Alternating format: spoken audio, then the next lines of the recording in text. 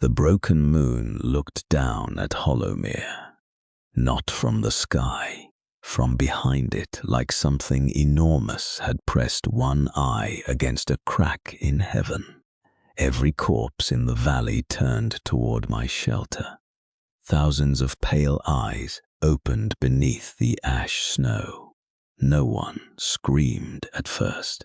Fear had become too large for sound. Then Elira dropped the water bucket. The metal hit the floor. That small noise broke the silence. Children began crying. Workers ran from the lower halls. Guards raised rifles at monitors showing more dead than bullets. And above us, the moon thing laughed. "Build your heaven higher, little king." The black key on my wrist burned. The Gravecell trembled inside me like a door being knocked on from the other side. Mayrin stood beside me, with her rifle half raised. "Riven," she said quietly, "please tell me you remember this." I stared at the broken moon. In my first life I had died before this day. Before the choir under ice, before Hollowmere became a settlement, before the moon opened its eye. "No," I said. Mayrin swallowed. "That is the worst answer." "I know. Outside the dead did not charge. That bothered me more than if they had attacked. Frost shades were hunger-wearing skin. They followed warmth, they hunted breath, they clawed at gates until their fingers broke. But now, thousands of them stood still across the valley road, waiting, listening. Then the first corpse knelt. A woman with half her face, frozen clear, lowered herself into the snow. Beside her, a man missing both arms bent forward until his forehead touched the ice. Then another, and another across the valley. The dead began kneeling toward Hollowmere, not worshipping me, worshipping what stood above me. "The broken moon," Mayrin whispered. "They're praying." "No," I said. "They're receiving orders." The outer speakers crackled. For 1 second, I heard only static. Then a woman's voice passed through the system, soft, blind. "Padot, Gravecell bearer." Every survivor in the control room went still. The voice did not belong to the moon. It was human, almost. "Open your gates," she said, "and share the warmth you stole." I pressed the microphone. "Who are you?" The monitors flickered. The dead parted below the mountain road. Something walked between them. A woman in a torn silver dress. Her eyes were covered by a strip of frozen cloth. Her hair floated around her head as if underwater. From her back grew long branches of white frost, curved like wings without feathers. She walked barefoot through ash snow that froze everything else. The dead bowed as she passed. "I am Seraphine," she said, "first apostle of the moon below." Mayrin looked at me. "Moon below. Bad name," I said. "Bad everything." Seraphine stopped before the outer gate. Her blindfolded face tilted toward the camera. "You built a warm heaven above a graveyard, Riven Vale." The room turned colder. She knew my name. "You hoarded food," she said. "You hoarded medicine. You hoarded fire." I leaned toward the microphone. I prepared. "You watched others freeze. I watched traitors freeze." She smiled faintly. "The dead disagree." The corpses behind her raised their heads. All at once they spoke, not with one voice, with hundreds. Open the door, share the warmth. Let us in, let us in, let us in. A child in the control room covered his ears and sobbed. Mayrin turned to the guards. Get the children away from the speakers. The voices continued. Some were strangers, some were people from the city. Then one voice cut through the others, my own, weak, frozen, begging. Illyra, open the door. My grip tightened around the microphone until the casing cracked. Seraphine smiled. The moon remembers every closed door, I said. Then it should remember what happened to the last thing that used my voice. Seraphine raised one hand. The kneeling dead began to move, not forward. Down they dug into the frozen road, with their fingers tearing their own hands apart. Bones scraped ice, nails snapped, frozen blood dusted the snow. They pulled chunks of black ice from the earth and passed them forward like bricks. Mayrin's face hardened. They're building something. I switched camera angles. Below the slope, the dead were forming a path, a road of ice and bodies, straight toward Hollowmere. Not a charge, a siege. Wall teams, I ordered. Outer guns ready. Heat cannons loaded. No one fires until I say. A young guard named Even stared at me. There are thousands. There are always numbers, I said. That's why we built walls. The first hour passed with the sound of scraping. The second hour passed with the sound of prayer. The third hour passed with the sound of dead hands breaking. By dusk, the road had reached the lower gate. Seraphine stood at its front, untouched, her blind face lifted. Last offer, little king. Open, share warmth. Kneel, and the moon will let your people sleep. I pressed the speaker. My people are already warm. Not all your people. The camera shifted without my command. One of the inner feeds opened. The labor barracks. Illyra stood beside the water filters, pale and silent. Soren sat nearby with a shovel across his knees. Both looked up as Seraphine's voice entered their room. Illyra Voss, the apostle said, you know the pain of a locked door. Illyra froze. Soren slowly stood. You stood behind one, Seraphine whispered. Now you live because the man you murdered showed mercy. Illyra's face broke. I cut the feed, but the damage was done. Mayrin looked at me. She's not just attacking walls. She's attacking guilt. And yours. I turned back to the monitors. She can try. At midnight. Seraphine gave her answer. She touched the gate. The steel did not freeze. It sang. A thin white crack spread across the outer lock. Then the dead rushed forward. The valley erupted. Heat cannons roared from the walls. White fire swept across the ice road. The first ranks of frost shades vaporized into steam. Rifles cracked, bolts fired. Stored stones dropped from the Gravecell and crushed the road below.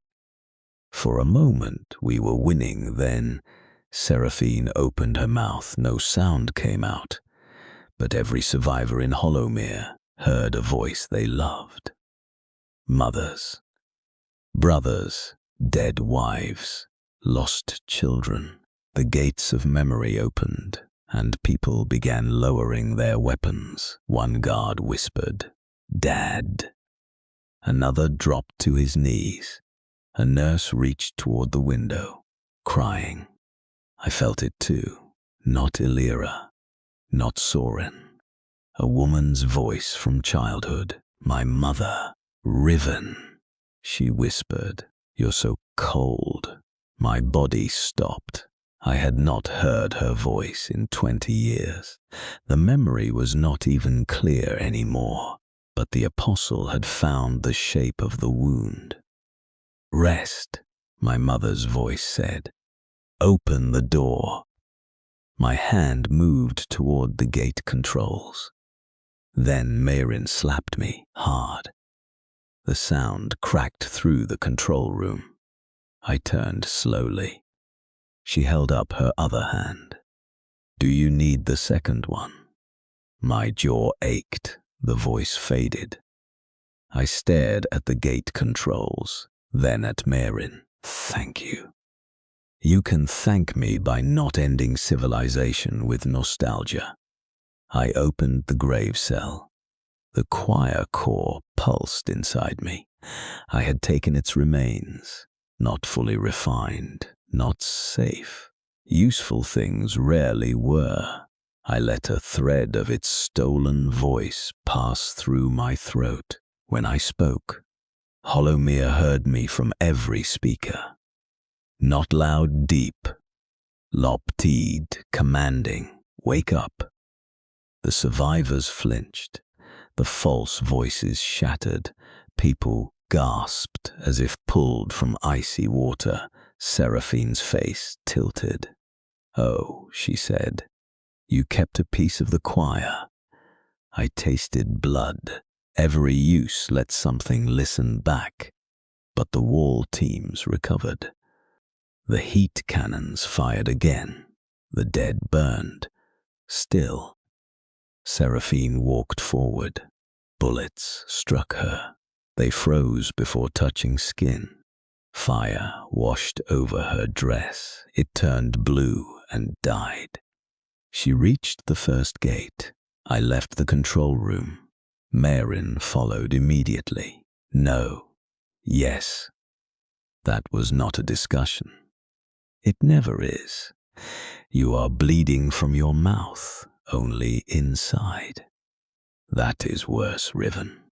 We descended to the outer kill hall. Steel doors closed behind us, one by one. Beyond the final gate, Seraphine waited. The temperature dropped enough to frost my eyelashes. I drew my heated blade. Mayrin checked her rifle. The gate opened.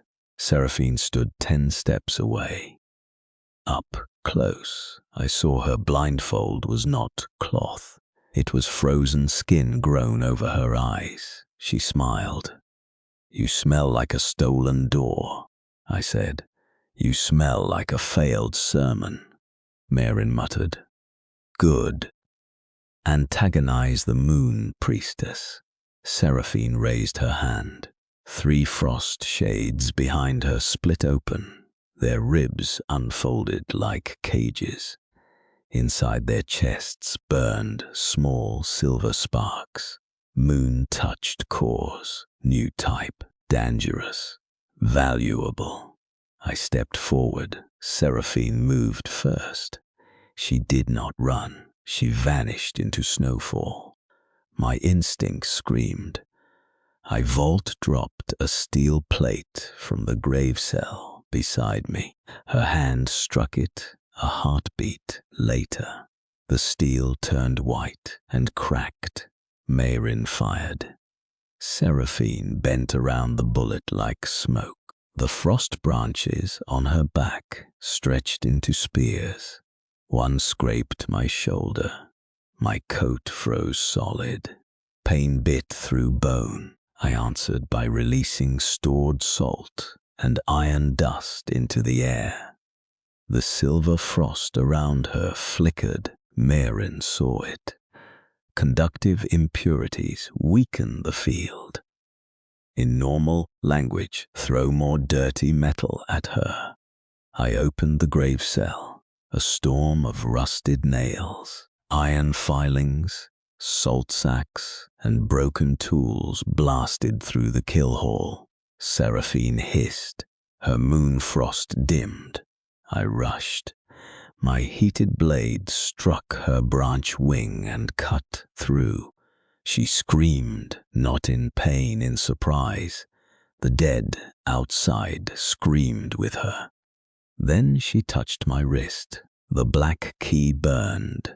The world went silent. For 1 second I was somewhere else. A vast black chamber. Endless doors. Millions of them. Some made of wood, some steel, some bone, some skin. Behind every door, someone was crying. At the center stood a throne of locked gates, and on that throne sat a man whose face I could not see. He leaned forward. "Not yet," he whispered. Then I was back. Seraphine staggered away from me as if burned. "What are you?" she whispered. I did not know, so I lied. "The owner." I drove the blade through her chest. Marin fired at the same moment. The bullet hit the crack my blade made. Seraphine's body shattered into silver frost. The dead outside froze. Then every corpse collapsed at once. For a moment, Hollowmere was silent. Then something small rolled across the kill hall floor, a silver heart core. Inside it, a tiny white eye blinked. Marin stepped forward. "Do not touch that." I was not going to. She looked at me. "Your hand was literally moving." I was considering touching it. "That is worse." We placed the core inside 3 layers of glass, salt, and heated copper. It still watched me. By morning, the valley was buried in motionless corpses. The ice road remained, half built toward our gate, a warning or a bridge. Survivors gathered in the main hall. Some looked at me with fear, some with gratitude, some with something worse, faith. I hated that most. Faith made people stupid before it made them loyal. Elira stood at the edge of the crowd, hands wrapped in bandages from water duty. Soren stood beside her, silent. When our eyes met, he looked away, not with hatred, with shame. That was new. Later, I found Soren in the outer corridor, scrubbing frozen blood from the floor. He did not hear me approach. For once, he was not smiling. "I thought she would kill us first," he said. "Seraphine, Elira." That made me pause. Soren kept scrubbing. "When you left us outside, I hated you. When you let us work, I hated you more. But when that thing spoke through the speakers, I realized something." He looked up. "We did not steal your shelter because we were scared. We stole it because we believed you would forgive us eventually." The old anger moved inside me. Quiet, heavy. "And now?" Soren lowered his eyes. "Now I know mercy is not forgiveness." I studied him for a moment. "Good. Then learn the difference before you ask for either." I walked away before he could answer. Behind me, the brush kept scraping stone. Marin brought the silver core to the medical wing. For 6 hours, she studied it while I pretended not to hear it whisper. At sunset, she called me down. The core floated in a copper bowl, spinning slowly. "What did you find?" I asked. Marin did not smile. "Bad news or worse news?" "Worse first. This core contains memory." "Whose?" She looked at me. "Yours." The air tightened. "That is impossible. Many things are. They keep happening." She activated a small projector. connected to the core. Silver light spilled across the wall. An image appeared. Hollowmere. Not now. Older, much older. The resort was not a resort. It was a fortress of black stone built into the mountain. Men and women in silver armor dragged frozen bodies toward a gate beneath the hot spring chamber. On the gate was the same symbol as my wrist, the black key. A voice from the projection spoke in a language I did not know, but the Gravecell translated it inside my skull. First warden failed. Second warden must be prepared. Marin whispered, "Riven." The projection shifted. Now I saw myself, not exactly myself. A man with my eyes stood before the underground gate. Older, colder, crowned in black frost. He placed his hand on the door and said one sentence. "The moon is not the enemy." The image cut off, the silver core cracked. A thin beam of light shot downward through the floor. The entire mountain answered deep. Beneath Hollowmere, something unlocked. A sound rolled up through the stone. Not an alarm, not a monster. A door opening. Every light in the estate flickered. The hot spring water turned silver. The black key on my wrist opened like an eye, and far below us, beneath the shelter I thought I owned, a voice older than the apocalypse whispered, "Welcome back, Warden."